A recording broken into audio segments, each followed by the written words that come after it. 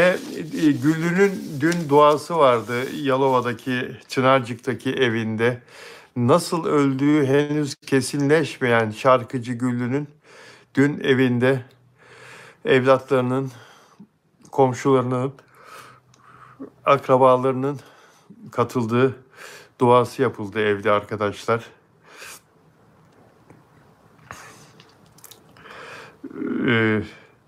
Ve bir ulusal televizyon kanalı 2 tane drone uçurdu evin etrafında görüntüleri almak için.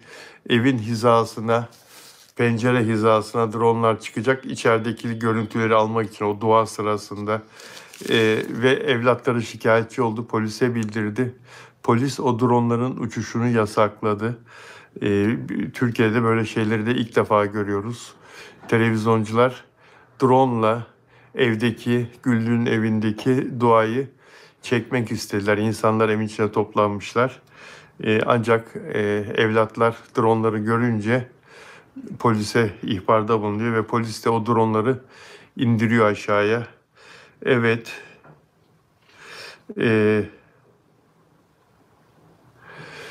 Güllü'yle ilgili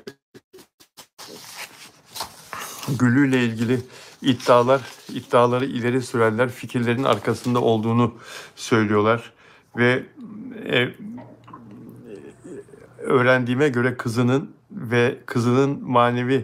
Güllü'nün manevi kızı ve kızının yakın arkadaşı Sultan Nur Ulu'nun evde olan ikinci kişinin yeniden ifadeleri alınacak arkadaşlar. Evindeki ve çevredeki tüm kamera görüntüleri toplandı. Emniyet Genel Müdürlüğü bu kamera görüntülerini Kriminal Daire Başkanlığı'na gönderdi ve orada inceleniyor bu görüntülerin hepsi. O görüntüler incelenirken sesler de tabii dinleniyor ve hepsi bilimsel olarak tetkikten geçiyor. Kızlar ilk ifadelerinde olay gecesi anneleriyle yemek yiyip film izlediklerini, annelerinin 2-3 şişe alkol içtiğini ve roman havası oynarken ayağının kayması sonucu düştüğünü söylemişti. Peki insanın aklına şöyle bir şey geliyor arkadaşlar. Güllü ayağa kayarak düştü de oradan. O evde sadece Güllü yaşamıyor ki. İşte kızı da orada yaşıyor, oğlu da orada yaşıyor. Her ne kadar olay sırasında orada değilse de ve gördüğünüz gibi misafir de geliyor eve. Onların niye ayağa kayıp düşmez? İnsanın aklına bu soru da geliyor. Madem orası kaygan bir zemin, niye bugüne kadar başkaları düşüp ölmedi ya da düşüp bir kaza geçirmedi de Güllü böyle bir şeyle karşılaştı? Ve eski menajeri, komşusu Deniz Takma adlı Çiğdem Emir'in de açıklamaları var arkadaşlar.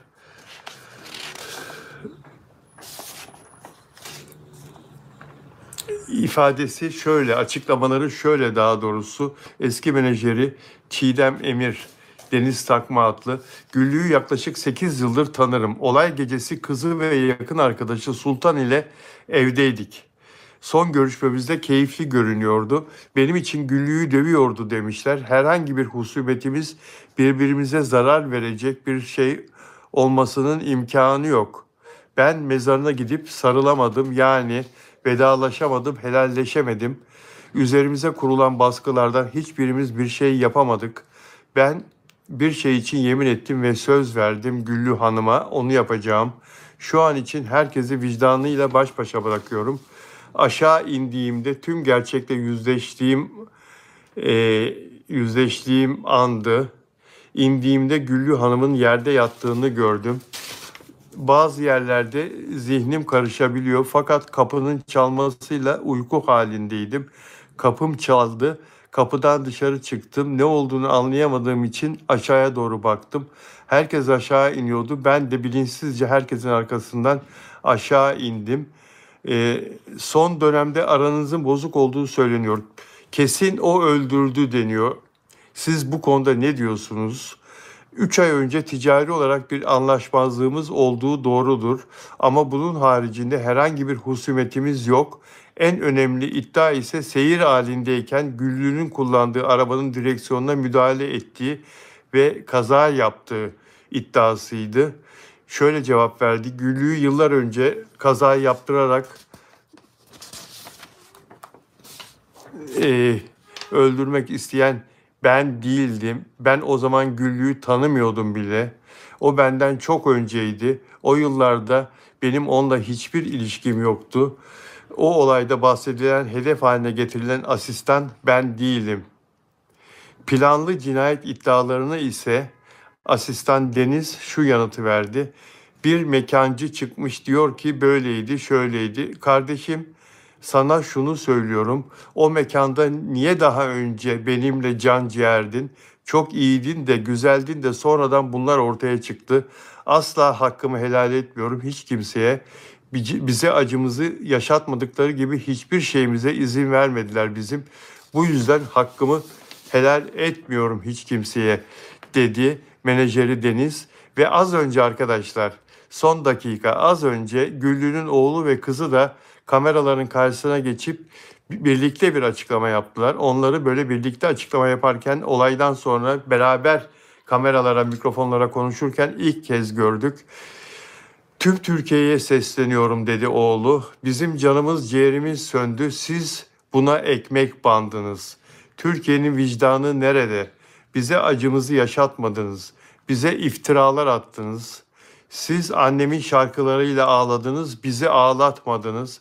Hakkımızı helal etmiyoruz dedi kızı da. Annemin mezarına gidemedik çünkü herkes orada. Herkes orada diye annemin mezarına gidemedik diyor. Bizi katil olarak suçlayarak bize iftiralar attınız diyor oğlu ve kızı Güllü'nün. Bu da biraz önce yaptıkları açıklamaydı arkadaşlar. Dilek Şenyurt burada mı? Özel abonem Dilek Şenyurt. Ultra zenginlerle ilgili bir çarpıcı bir haber var dostlar.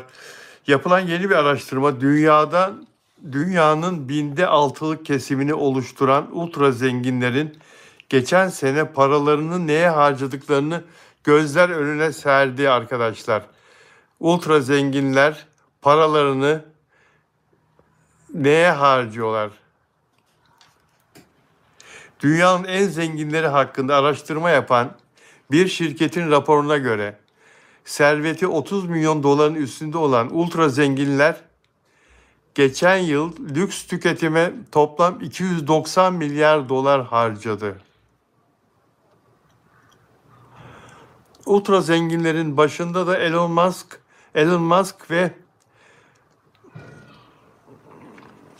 Larry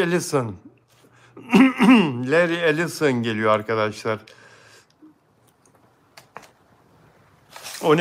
Onacle'ın sahibi. Peki nereye harcadılar bu paraları? Bu paraları en çok hangi kategorilerde harcadılar? Lüks ulaşım, özel yatlar, özel jetler ve çok lüks otomobiller için çok büyük para harcandı ultra zenginler tarafından. Çılgın harcamanın en önemli kısmı buraya gitti. Diğer önemli bir neredeyse yarıya yakını 290 milyar dolarlık toplam harcamanın yarıya yakını neredeyse bu özel jet, özel yat. Ama yatlarda bunların yatları da arkadaşlar en kısası 90-100 metre boyu. Muhteşem. Yani vapur gibi. Diğer önemli bir kısım harcama da mücevherlere gitti, saatlere gitti. Mücevherler, saatler, lüks moda ürünleri, çok pahalı şaraplar, lüks mobilya harcamaları. Diğer bir kategori de sanat eserleri, işte tablo alımları, heykel alımları, çok değerli, çok kıymetli eserlerin fiyatları da çok yüksek oluyor biliyorsunuz. Ve lüks turizm harcamalarına gitti. Ultra zenginlerin harcadıkları paralar. Araştırmalar ultra zenginlerin ne kadar bağış yaptıklarını, ne kadar yardımda bulunduklarını ise gösteremiyor, söyleyemiyor, hesaplayamıyor dostlar. Ne kadar harcama yaptıklarını bulabilmişler ama ne kadar yardımda, bağışta bulunduklarını kaydetmiyorlar.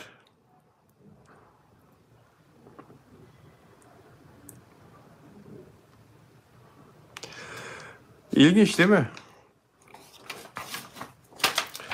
Bu arada Elon Musk 500 milyar dolar servete ulaşan ilk insan oldu. Bugün açıklandı. 500 milyar dolardan bahsediyorlar. Elon Musk'ın serveti bu paraya ulaşabilen ilk insan oldu arkadaşlar. Müthiş bir rakam. Müthiş bir rakam dostlar. Elon Musk'ın serveti.